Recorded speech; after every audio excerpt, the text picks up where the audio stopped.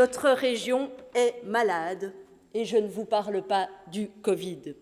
Les symptômes sont nombreux et les remèdes administrés sont approximatifs. Les paramètres budgétaires, les signes vitaux de cette patiente de 32 ans, la région bruxelloise, ne sont pas bons. Les symptômes se sont renforcés depuis 2016 et confirment que cette maladie est chronique. Le constat est sans appel. La patiente est atteinte d'une forme de prodigalité.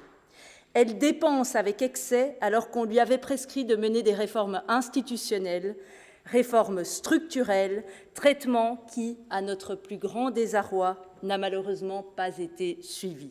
Depuis 2016, vous creusez le déficit, de manière assumée d'ailleurs, avec une croissance annuelle des dépenses plus élevée que les recettes. L'écart entre les dépenses et les recettes nettes devient structurel.